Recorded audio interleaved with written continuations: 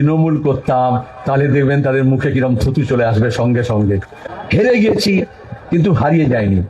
আর তৃণমূলের অবস্থা দেখেছেন, আর একটা মোমবাতি যদি জ্বলে যায় তাও কিছু মোম পড়ে থাকে, গলে যাওয়া, জমে যাওয়া। তৃণমূলের বাতি নিভেছে, সেই মোম উড়া হয়ে গেছে, আর কিচ্ছু নেই, সব সাফ হয়ে গেছে। লুটের জন্য, চুরির জন্য, দুর্নীতির জন্য, গুন্ডামির জন্য, মস্তানির জন্য, আর পুলিশকে দিয়ে, সিভিককে দিয়ে মিথ্যা মামলা করার জন্য যদি কোনো একটা দল তৈরি হয়, যখন সরকার থাকবে না, ক্ষমতা থাকবে না, তখন সেই মমতাকেও দেখা যাবে না, আর সেই দলকেও খুঁজে পাওয়া যাবে না। বছরের মধ্যে যদি তৃণমূল সরকারে না থাকে তাহলে শেষ হয়ে যাবে। কিন্তু ওরা বললো, কেন 1 বছর বলেছিস? 1 মাসের মধ্যে শেষ হয়ে যাব। এবং তৃণমূল 1 মাসের মধ্যে শেষ হয়ে যাচ্ছে।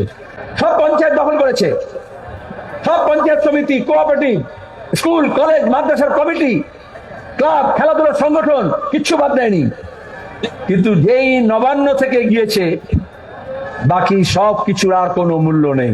সিপিএম কে ভোট দিলে ভোট নষ্ট বলেছিল না? আপনারা বুঝিয়েছেন সিপিএম কে ভোট দিলে ভোট নষ্ট হয় না, কষ্ট করে ভোট করতে হয়, কিন্তু তারপরে একটা বাঘের বাচ্চা এমএলএ অ্যাসেম্বলিতে পাঠানো যায়। তাদের ভোট কেটে দেওয়ার উদ্যোগ নিয়েছে, তাদেরও কথা কমরেড মফিজুর রানা বলবে বিধানসভার মধ্যে। আর সেই কথার প্রতিধ্বনি হাজারো কণ্ঠে গোটা রাজ্য জুড়ে আমাদের তুলে ধরতে হবে। সে কাজই আমরা করব। বিধানসভা নির্বাচনের সময় এই ডোমকল, এই মুর্শিদাবাদ জেলার জন্য সিপিআইএম, বামফ্রন্ট যা বলেছিল, আমরা মোদি না, কোনো জুমলা না, ভুলে যাব না। সেই সব কাজ 1, 2, 3 করে ধরে ধরে আমরা সেই কাজ করার চেষ্টা করব। এবং মুস্তাফিজুর রানা বিধানসভায় লড়ে, সরকারের কাছ থেকে লড়ে আপনাদের দাবি হক আদায় করবে। আসলে যারা হিন্দু মুসলমানের ঐক্য ভাঙে, যারা জাত পাত, ধর্ম, বর্ণ, ভাষার নামে, খোরাকের নামে, পোশাকের নামে মানুষের ঐক্য ভাঙে, তারা কখনো ব্রিজ তৈরি করতে পারে না।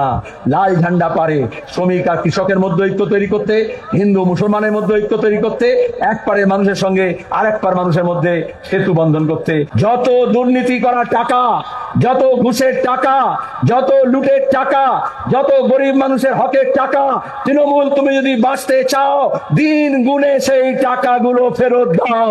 আর তা না হলে এই মানুষ কলার ধরে, গলা টিপে সেই টাকা আদায় করা হবে।